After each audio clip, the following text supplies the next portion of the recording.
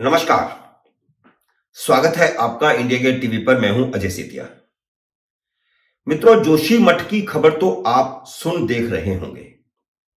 600 से ज्यादा मकान दरक गए हैं, सड़कें दरक रही हैं, खेत दरक गए हैं और जंगलों में भी दरारें आ गई हैं। अब सवाल यह खड़ा हो रहा है कि क्या इसे समय रहते रोका जा सकता था और इसके पीछे कारण क्या है। तो इस पृष्ठभूमि में मैं जाऊं उससे पहले आपसे एक आग्रह करता हूं कि कृपया मेरे इस वीडियो को पूरा सुनिए और जब आप पूरा सुनेंगे तो एक नतीजे पर पहुंचेंगे कि इसे रोका जा सकता था। वो कैसे, मैं आपको बताता हूं। उत्तराखंड सरकार के अफसर हर वह काम कर रहे हैं जो पर्यावरण की दृष्टि से बहुत ही खतरनाक होता है। इसी वजह से जोशीमठ धरती में समा रही है। जिस जगह पर जमीन धंस रही है और मकान दरक रहे हैं, वहां से सिर्फ 1 किलोमीटर की दूरी पर एनटीपीसी हाइडल परियोजना पर काम चल रहा है। निर्माणाधीन परियोजना से दिसंबर में कुछ धमाके हुए और उन धमाकों के कारण जमीन हिल गई और घरों में और सड़कों पे शुरुआती दरारें दिखाई देने लगी। तब स्थानीय लोगों ने मुख्यमंत्री पुष्कर सिंह धामी को बाकायदा चिट्ठी लिखकर सुरंगों में होने वाले विस्फोट रोकने के लिए कहा था। एक नहीं बल्कि 3-3 चिट्ठियां लिखी थी। जैसे ही विस्फोट होता था, मकानों में दरारें बढ़ जाती थी। हर चिट्ठी में मुख्यमंत्री से तत्काल हस्तक्षेप करने की मांग की गई थी, लेकिन ये सब चिट्ठियां मुख्यमंत्री के सामने पहुंची ही नहीं। यह हाल है उत्तराखंड के सचिवालय का। इससे पहले कि मैं इस पर कुछ और रोशनी डालूं, अफसरशाही का एक और कमाल बताता हूं। पिछले साल जिला प्रशासन ने नैनीताल जिले की सुखाताल झील के किनारों पर दीवारें खड़ी करने और झील के नीचे कंक्रीट बिछाने का फैसला किया था, ताकि झील में आया पानी रिस कर न जाए और झील में पानी रुका रहे। असल में इस झील को सुखाताल झील इसलिए कहते हैं क्योंकि यहां पानी रुकता नहीं। पानी आता है लेकिन रुकता नहीं। यह फैसला अफसरों की पर्यावरणीय समझ को दिखाता है। असल में सुखाताल झील नैनीताल की नैनी झील से ऊंची है और उसका पानी रिसकर नैनी झील में आता है। अगर सुखाताल झील का स्रोत बंद कर दिया जाता तो नैनी झील सूख जाती।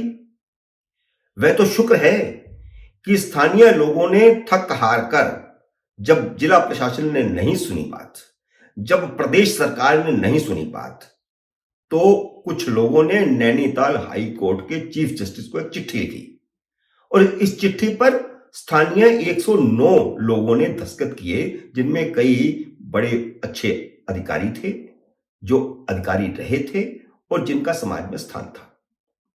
और इस चिट्ठी को याचिका मानकर हाई कोर्ट ने सुनवाई शुरू की और जिला प्रशासन को यह काम करने से रोका। अब आपको बता दूं कि जोशीमठ में तो विकास कार्यों पर रोक लगाने की बात तो 46 साल पहले ही एक रिपोर्ट में कही गई थी। जोशीमठ ऐसी जगह पर है जहां से बद्रीनाथ, हेमकुंड साहब और औली का रास्ता खुलता है। इस कारण जोशीमठ पर तीर्थ यात्रियों का और पर्यटकों का भारी दबाव बना रहता है। पहाड़ के लोग हर साल बारिश में छोटी मोटी आपदा का सामना करते ही हैं।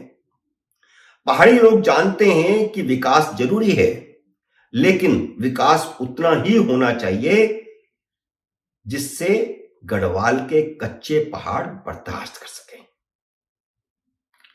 लेकिन इसकी परवाह किए बिना गढ़वाल में विद्युत परियोजनाओं का अंबार लगा दिया गया।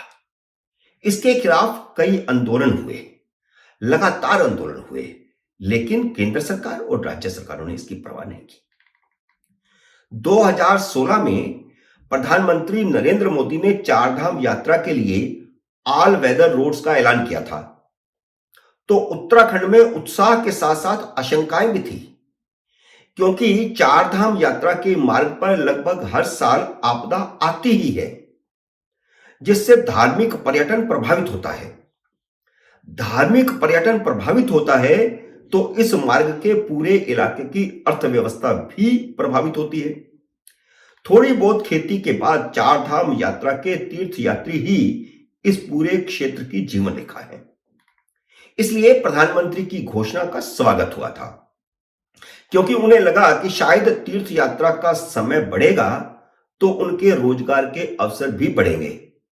लेकिन इस इलाके में एक डर हमेशा से सताता रहा है कि अंधाधुंध विकास उनका जीवन संकट में डाल देगा।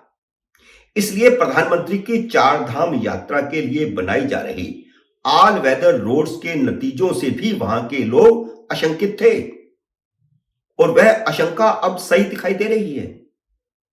कुछ लोगों ने सरकार को तब भी आगाह किया था कि स्थानीय लोगों के जीवन को जोखिम में डालकर विकास की रूपरेखा नहीं बनाई जानी चाहिए। उनकी आशंकाएं जायज थी, क्योंकि प्रधानमंत्री की इस घोषणा से 3 साल पहले ही, यानी 2013 में केदारनाथ मंदिर और उस रास्ते पर आई आपदा में 3000 से ज्यादा यात्री और स्थानीय लोग मौत के मुंह में समा गए थे। अनेक बच्चे अनाथ हो गए थे, कईयों की तो लाशें भी नहीं मिली थी। तब राज्य सरकार और केंद्र सरकार राहत कार्यों में भी विफल रही थी। नरेंद्र मोदी का राजनीतिक उदय उसी आपदा के बाद शुरू हुआ था, जब उन्होंने अपने राज्य गुजरात के तीर्थयात्रियों को खुद मॉनिटरिंग करके निकाला था। तब की उत्तराखंड सरकार को उन्होंने राहत की पेशकश की थी, लेकिन उत्तराखंड सरकार ने केंद्र सरकार के इशारे पर उसे स्वीकार नहीं किया। तब राज्य में भी कांग्रेस की सरकार थी और केंद्र में भी कांग्रेस की सरकार थी। वही कांग्रेस के विनाश और नरेंद्र मोदी के उदय होने का सबसे बड़ा टर्निंग पॉइंट बना। देश भर के हिंदुओं में एक संदेश गया कि उनका रक्षक कौन है। इसलिए 2017 के उत्तराखंड विधानसभा चुनाव से पहले प्रधानमंत्री के नाते नरेंद्र मोदी ने जब चारधाम यात्रा के लिए ऑल वेदर मार्ग का वादा किया तो जनता का भरपूर समर्थन मिला। उन्हें लगा कि पर्यावरण को ज्यादा नुकसान पहुंचाए बिना उनके रोजगार के साधन बढ़ेंगे। नतीजतन भारतीय जनता पार्टी को विधानसभा में 70 में से 57 सीटें मिली।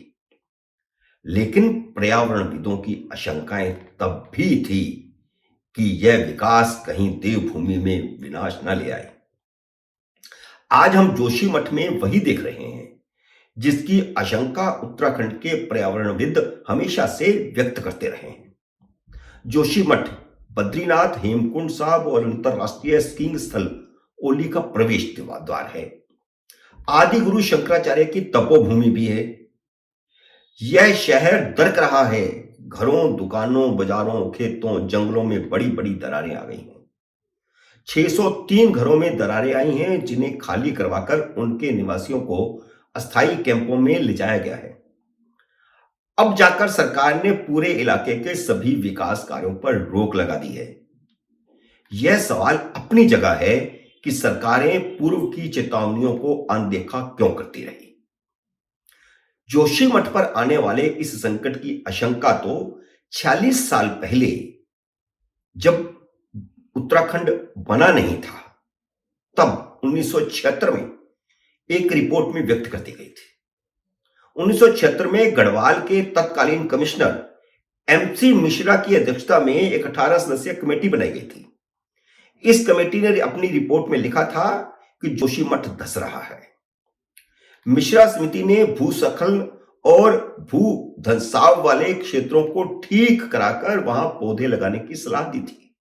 यानी 46 साल पहले भी भू धंसाव शुरू हो चुका था, भूस्खलन हो चुका था।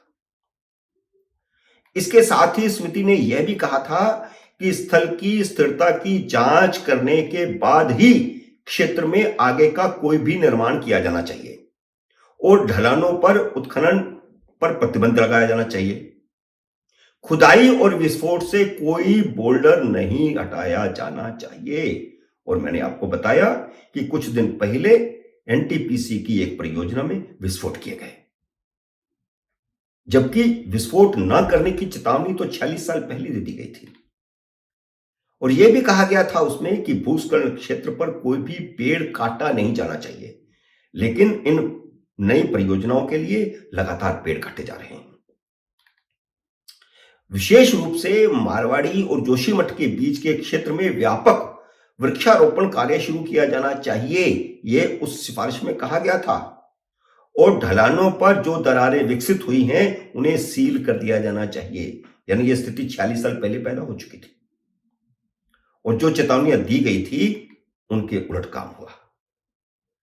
सबसे महत्वपूर्ण बात यह है कि पहाड़ों की तलहटी पर लटकने वाले शिलाखंडों को उचित सहारा दिए जाने की बात कही गई थी। नदी प्रशिक्षण के उपाय किए जाने चाहिए, यह सारी रिपोर्ट का हिस्सा है। लेकिन पिछले 46 सालों में जोशीमठ में वह सब कुछ उसी तरह होता रहा जिसकी मनाही की गई थी, और वह नहीं हुआ जो करने को कहा गया था। प्रधानमंत्री नरेंद्र मोदी ने उत्तराखंड के मुख्यमंत्री पुष्कर सिंह धामी से बात की है और उन्हें सभी परिवारों को सुरक्षित पहुंचाने और बचाने के लिए साथ साथ यह भी कहा है कि जोशीमठ को बचाने के लिए क्या किया जाना चाहिए, इसकी एक विस्तृत रिपोर्ट विशेषज्ञों से बात करके केंद्र सरकार को भेजें। लेकिन पिछले 46 साल में क्या हुआ, इसका जवाब केंद्र सरकारों को भी देना है और राज्य सरकारों को भी देना है। यह मसला स्थानीय मसला नहीं है। कुछ 100 परिवारों के घरों, खेतों, सड़कों, इमारतों या पहाड़ के एक शहर को बचाने का मसला नहीं है। इसके दीर्घकालीन प्रभाव पड़ेंगे। तेजी से हो रहे भूधंसाव का दायरा भारत तिब्बत सीमा की ओर बढ़ने लगा है। एक्सपर्ट्स का कहना है कि भूधंसाव की घटना पर जल्दी ही प्रभावी रोक नहीं लगी तो यह देश की सुरक्षा को भी खतरा पैदा कर सकता है। मित्रों, उम्मीद है मेरा यह विश्लेषण आपको पसंद आया होगा। इसे लाइक करिए, शेयर कीजिए और अगर आपने मेरे YouTube चैनल को सब्सक्राइब नहीं किया तो कृपया सब्सक्राइब भी कीजिए और घंटी का बटन भी दबाइए ताकि जैसे ही मेरा नया वीडियो आए आपको सूचना आए। मेरे नए वीडियो का करिए इंतजार। तब तक नमस्कार।